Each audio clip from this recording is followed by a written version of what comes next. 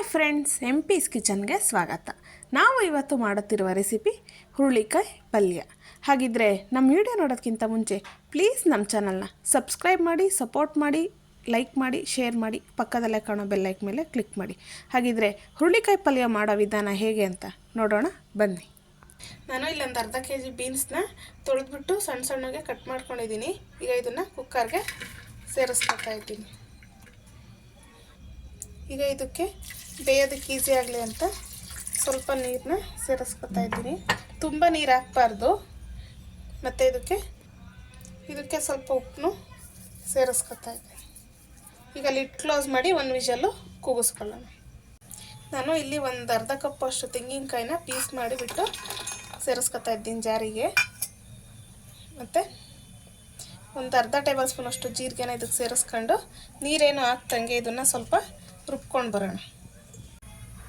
ನೋಡಿ, ಇಷ್ಟು ಈ ಥರ ರುಬ್ಕೋಬೇಕು. ಈಗ ಅದು ಬೀನ್ಸ್ ಬೇಯೋ ಅಷ್ಟೊತ್ತಿಗೆ ನಾವು ಪಕ್ಕದಲ್ಲಿ ಒಗ್ಗರಣೆ ಮಾಡ್ಕೊಳ್ಳೋಣ. ನಾನು ಈಗ ಒಂದು ಕಡಾಯಿ ತಗೊಂಡಿದ್ದೀನಿ. ಈಗ ಕಡಾಯಿ ಎಲ್ಲ ಬಿಸಿಯಾಗಿದೆ. ಅದಕ್ಕೆ ಒಂದು 3 ಟೇಬಲ್ ಸ್ಪೂನ್ ಆಗೋವಷ್ಟು ಆಯಿಲ್ನ ಸೇರಿಸ್ಕೊತಾ ಇದ್ದೀನಿ. ಈಗ ಆಯಿಲೆಲ್ಲ ಬಿಸಿಯಾಗಲಿ. ಈಗ ಆಯಿಲ್ ಬಿಸಿಯಾಗಿದೆ.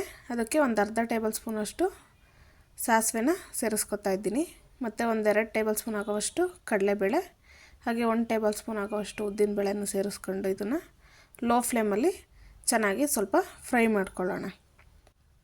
ಹೈ ಫ್ಲೇಮ್ ಇಡಬಾರ್ದು. ಹೈ ಫ್ಲೇಮ್ ಇಟ್ಟರೆ ಬೇಗ ಕಲರ್ ಚೇಂಜ್ ಆಗುತ್ತೆ. ಇದನ್ನು ಲೋ ಫ್ಲೇಮಲ್ಲೇ ಸ್ವಲ್ಪ ಬಾಡಿಸ್ಕೋಬೇಕು.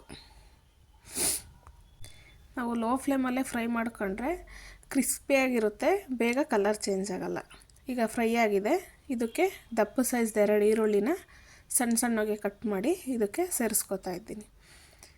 ನೀವು ಉದ್ದುದ್ದಕ್ಕೆ ಸ್ಲೈಸಾಗೂ ಕಟ್ ಮಾಡ್ಕೋಬೋದು, ಇಲ್ಲಾಂದರೆ ಈ ಥರ ಸಣ್ಣ ಸಣ್ಣಗೂ ಕಟ್ ಮಾಡ್ಕೋಬೋದು. ಈಗ ಇದನ್ನು ಚೆನ್ನಾಗಿ ಸ್ವಲ್ಪ ಮಿಕ್ಸ್ ಮಾಡ್ಕೊಳ್ಳೋಣ. ಈಗ ಮಿಕ್ಸ್ ಆಗಿದೆ. ಇದಕ್ಕೆ ಖಾರಕ್ಕೆ ಎಷ್ಟು ಬೇಕೋ ಅಷ್ಟು ಹಸಿಮೆಣ್ಸಿನ್ಕಾಯಿನ ಕಟ್ ಮಾಡಿ ಸೇರಿಸ್ಕೊತಾ ಇದ್ದೀನಿ. ನೀವು ಒಣಮೆಣ್ಸಿನ್ಕಾಯಿನೂ ಸೇರಿಸ್ಕೊಂಡು ಮಾಡ್ಕೋಬೋದು. ಹಸಿಮೆಣ್ಸಿನ್ಕಾಯಿ ಹಾಕಿದ್ರೆ ಸ್ವಲ್ಪ ಟೇಸ್ಟ್ ಚೆನ್ನಾಗಿ ಬರುತ್ತೆ. ಸೊ ನಾನು ಅದಕ್ಕೆ ಹಸಿಮೆಣ್ಸಿನ್ಕಾಯಿನ ಸೇರಿಸ್ಕೊಂಡು ಮಾಡ್ತಾಯಿದ್ದೀನಿ. ಈಗ ಇದನ್ನೆಲ್ಲ ಚೆನ್ನಾಗಿ ಒಂದು 2 ಮಿನಿಟ್ಸು ಫ್ರೈ ಮಾಡ್ಕೊಳ್ಳೋಣ. ಈಗ ಇದೆಲ್ಲ ಚೆನ್ನಾಗಿ ಫ್ರೈ ಆಗಿದೆ. ಈಗ ಇದಕ್ಕೆ ನಾವು ಬೇಯಿಸಿಟ್ಕೊಂಡಿರೋ ಅಂಥ ಬಸ್ಬಿಟ್ಟು ಈಗ ಬೀನ್ಸ್ನ ಇದಕ್ಕೆ ಸೇರಿಸ್ಕೊತಾ ಇದ್ದೀನಿ. ಈಗ ಇದನ್ನೆಲ್ಲ ಚೆನ್ನಾಗಿ ಮಿಕ್ಸ್ ಮಾಡ್ಕೊಳ್ಳೋಣ. ಇದು ತುಂಬ ಟೇಸ್ಟಿಯಾಗಿರುತ್ತೆ. ಮದುವೆ ಮನೆಯಲ್ಲೆಲ್ಲ ಸೈಡ್ ಡಿಶ್ ಆಗಿ ಕೊಡ್ತಾರಲ್ಲ ಪಲ್ಯ, ಸೇಮ್ ಅದೇ ಥರ ಇರುತ್ತೆ, ಅದೇ ಟೇಸ್ಟ್ ಇರುತ್ತೆ. ಈಗ ನಾವು ಜಾಸ್ತಿ ಎಲ್ಲ ಮಾಡ್ಕೋಬೇಕಾದ್ರೆ ಪಲ್ಯನ ಜಾಸ್ತಿ ನೀರು ಬಂದಿರುತ್ತೆ ಇದರಲ್ಲಿ ಬೇಯಿಸಿರೋದು. ಅದನ್ನು ನಾವು ರಸಮ್ ಥರನಾದರೂ ಮಾಡ್ಕೋಬೋದು, ಇಲ್ಲಾಂದರೆ ಸ್ವಲ್ಪ ಆದರೆ ಮಕ್ಕಳಿಗೆ ರೈಸಲ್ಲಿ ತಿನ್ನಿಸ್ಕೋಬೋದು. ಈಗ ನಾವು ರುಬ್ಕೊಂಡಿರೋಂಥ ಕಾಯಿ ಮತ್ತು ಜೀರಿಗೆನ ಇದಕ್ಕೆ ಸೇರಿಸ್ಕೊಳ್ಳೋಣ. ನಾವು ಇದಕ್ಕೆ ಹಸಿ ತೆಂಗಿನಕಾಯಿನ ತುರಿದು ಹಾಕ್ಕೋಬೋದು, ಇಲ್ಲಾಂದರೆ ಈ ಥರ ಸ್ವಲ್ಪ ಕೊಬ್ಬರಿಗಿಂತ ಮೀಡಿಯಮ್ ಇರೋದನ್ನ ಈ ಥರ ಮಿಕ್ಸಿ ಮಾಡಿಕೊಂಡು ಜೀರಿಗೆ ಮತ್ತು ಕಾಯಿನ ಇದಕ್ಕೆ ಸೇರಿಸ್ಕೊಂಡು ಮಿಕ್ಸ್ ಮಾಡ್ಕೋಬೋದು. ಈಗ ಒಂದು ಚಿಟಿಕೆ ಆಗೋವಷ್ಟು ಅರಿಶಿನ ಇದಕ್ಕೆ ಸೇರಿಸ್ಕೊತಾ ಇದ್ದೀನಿ. ಈಗೆಲ್ಲ ಚೆನ್ನಾಗಿ ಇದನ್ನು ಮಿಕ್ಸ್ ಮಾಡ್ಕೊಳ್ಳೋಣ. ಈಗ ಚೆನ್ನಾಗಿ ಮಿಕ್ಸ್ ಮಾಡಿಬಿಟ್ಟು ಒಂದು ಸರ್ತಿ ಉಪ್ಪು ಖಾರನ ಚೆಕ್ ಮಾಡ್ಕೊಳ್ಳಿ.